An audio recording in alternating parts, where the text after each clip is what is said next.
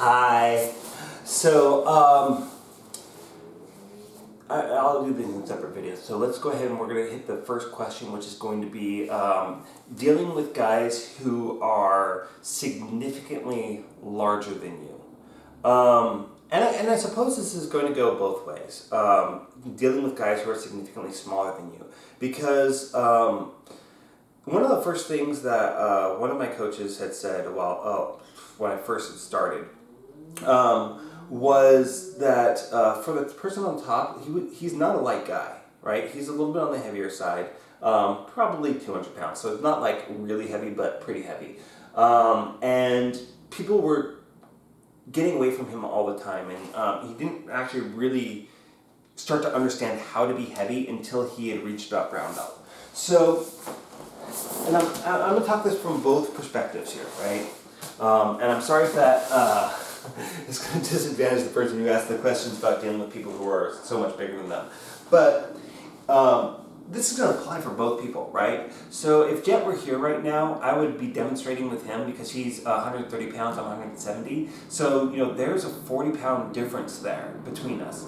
And he definitely feels like I am way heavier than him. So, if I'm taking top control, whether I'm heavier or whether I'm light, right, I need to keep in mind that, am I rooted into the ground? Am I stopping him from being able to roll me? Now, if you're heavier, look up and push your low back in, right? So I'm straightening out my low back. I'm not getting in that hunch position that we're usually in.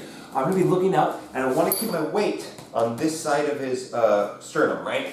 And I've got that unhooked. I've got a nice pull here. If he's like, really, really strong and explosive, like he's a Division I wrestler or something like that, I may need to do more to root myself into the ground. So I'm going to extend the head side leg and try to get as close to the ground as possible. So I root my floor of my leg into the ground so that now I'm a larger lever and I'm going to be heavier for him to roll. Now, if he starts to really roll and you're like, oh, wow, he's still unrooting me, then you probably need to take a different position, right?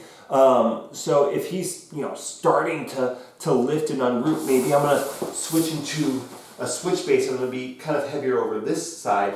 And one of the reasons why I might do that is so that I can come up into a knee ride position. Now, if he's much bigger and much heavier than me, right, it doesn't matter as much with the knee ride. Again, guys, I've talked to you about this quite a bit, is that one of the biggest points of knee ride is to be a pain in the ass, okay? You can be light and be a royal pain in the ass from up here. So if he starts to move a lot, he's trying to really pick you up to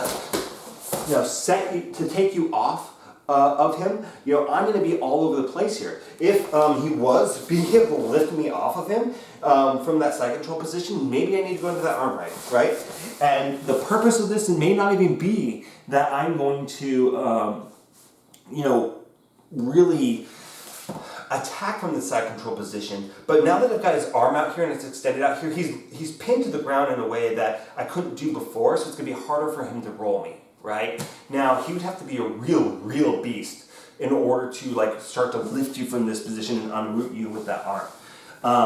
And again, if he's starting to do that, you might start to slide down and you might double pin it. So you might take this inside leg and put it over his bicep while this one's over his forearm. Now you're at the very end of the lever, guys. You're really heavy on that. He's going to be really pinned here, right? So that's going to be kind of from the side control perspective of how are we going to defend losing this side control position, right? Now, and we've talked about knee ride too a little bit here as well. When it comes to the mount position, guys, there's a story that Ed O'Neill tells when he talks about how he ended up doing jiu-jitsu. If you don't know, this is the guy who played the dad in Married with Children. He is a legitimate black belt in Brazilian Jiu-Jitsu. And his friend dragged him out to come to the dojo. And he was really skeptical and was like, I'm not really interested in this, putting on pajamas and fighting with people. And then his teacher, who was a Gracie, I think it was like Hickson Gracie or something like that. And so his coach would say, well, I'm 50 pounds lighter than you, get me off of you. So he took the mount position and Ed O'Neill couldn't get him off of him. Big, strong guy too, and couldn't get him off. So when we talk about the mount position, remember those principles are still there for the mount position, just as they are for any other position, right? So, or regardless of size, right? So the biggest thing that a big guy, especially one that's inexperienced, is going to try to do is he's going to try to bench press you off of here, right? But he can't do that because my feet are underneath his thighs. So when he starts to pick me up, he might be able to start to pick me up, but he can't lift me off because I'm hooking. So that's going to be my connection, right? That's what's going to stop him from being able to come up to me. Now, when it comes to him like bridging and rolling, I've got posts, right? And it doesn't matter how big he is, he's not going to be able to get you off of him as long as you've got those nice posts, right? You are probably, if I'm playing with a really, really big guy who's really, really strong, he's probably got a pretty good, powerful bridge too, right? So I probably am not going to play a mid-range mount because I'm right on that lever. So if he bridges, he's going to have a lot of power to that. My toes are under his butt, but this is not as good of a connection as I would like to have, right? But my hips I'm not rooted as much into the floor. I'm more rooted into his hips here, right? So as he bucks, if I am in this mid-range mount, I'm going to extend back because he's trying to project me forward. So I'm just going to ride that bull until he exhausts himself, right? And this is one of the biggest advantages to rolling with somebody that's big is they're going to gas out fast. And that for a little person, that is the thing that you need to understand the most, right? Is make them gas out. And to not tell you too many stories, but when I was still training in Maine, there was this guy who was probably 320. Very, very heavy, not great in shape guy. And I ended up having the misfortune of getting stuck in mount with this guy. It might have been second control, but it took me a good 2 minutes to get out of that position, right? But I knew that when I was down there, that I need to conserve my energy and I need to make every little movement count, right? And so I chipped away, and he's just sitting on me for the most part, right? And once I got out and I climbed around to his back, he says, I need to take a break, okay? And that's going to be kind of the thing that you're going to run into is that big guys, whether it's fat or whether it's muscle, right? They're going to use up energy a lot faster. Muscle burns a lot more carbohydrate, fat, and protein, needs more energy, which means it's going to produce more carbon dioxide, which means that they are going to gas out faster. So if it's a big muscly guy, great, let him wear himself out. And this is true with anybody, right? If it's a big fat guy, well, again, the conditioning is probably not going to be there. So use that to your advantage. So I'm riding him, and I want him to buck me, right? I want him to do things, and I'm just going to ride that out until he's just like, oh my God, okay? If I can, I'm going to come up to a high mount position. Why? Because I'm closer to the fulcrum. He can move me significantly less. He's got less power to that bridge, and now I can sit up here and I can ride, and as he's doing it, he's probably, letting his arms go a little bit, and I can start to trap those. Now, this comes to a bit of the heart-to-heart here, right? Now, one of the guys that I like to play with, he used to be in San Francisco, now he's down in Florida, but he's kind of more of a bodybuilder with an emphasis on endurance, okay? So this guy is way stronger than me. And so I oftentimes, even with my legs and whatnot, I can't separate his arms from his body. I can't do a lot of things that I normally do. I can separate it enough with my hips to be able to get a triangle choke, which is what I do, right? With this guy, every attack is a choke. And the reason for that is because fuck it, I just cannot get the arms. And that's fine. Looking at everything and say, okay, what's going to take more leverage, more power in order to accomplish, and do I really have that ability to accomplish it?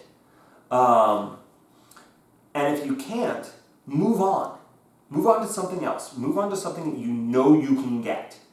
And so with him, I just pretty much always go for a choke. Okay? Now, escaping the bottom. Again, guys, when you're rolling with a bigger guy, we really want to conserve energy. That is our main goal. So, if he's in mount, right, I'm going to take kind of this position if I can, right? Now, he can start to go up to a side mount position, and I'm okay with that, right? And we haven't, if he gets to a side mount position and I've got this, I'm going to be mindful of this. I need to be protecting my neck, but I don't want him to get that underhook here and hold me here as much as possible. It's not the end of the world, but I prefer if he doesn't do that, right? So if I can, I'm going to take my arm that's in less danger. Keep in mind that I need to defend whatever's coming, right? I'm going to grab his ankle, get my knee in, right? Shrimp back, get my knee in, and get here. And then from here, I can pull and push, right? So lift a little bit, pull a little bit, right? So we don't bust out his knee. And drive down. He's got a dead angle, guys. Trees will fall, or tables will fall over, no matter how heavy they are, if they've only got 3 legs, right? If you pull out one of the legs that was critical to the support, it will fall over, okay? Guy on you in that side mount position, he'll fall over. I might not want to necessarily do the step over pass from mount because I don't necessarily want his knee on my belly, right? Because that's going to gas me out really, really fast. I might not go for a deep half guard or anything like that either. And I might not have the power to go for that bridge escape, right? So that leaves me with the bump escape or shrimp escape, right? So from here, right, I need to bridge as much as I can. My leg is still powerful, guys. Even if he's 300 pounds, I can bump him some. And all that's going to do is it's going to give me room. So I'm protecting my neck. I bump him. If I have to, I'm going to use one and I'm going to bump with this leg, right? So once this happens, that leg's going to go straight and it's going to come under, and then I'm going to shrimp, and I'm trying to block his hips and maybe block him from head control. I'm going to shrimp out, and then he's probably going to end up on my hooks. So I'm going to play this hook guard. So from here I can start to sit up if I want to post technical rise, go for a choke or whatever. So I need to be mindful of what takes more power and start working on things and being very, very clean about them and chipping away in little intervals, right? Don't try to be big to try to get the big guy off of you.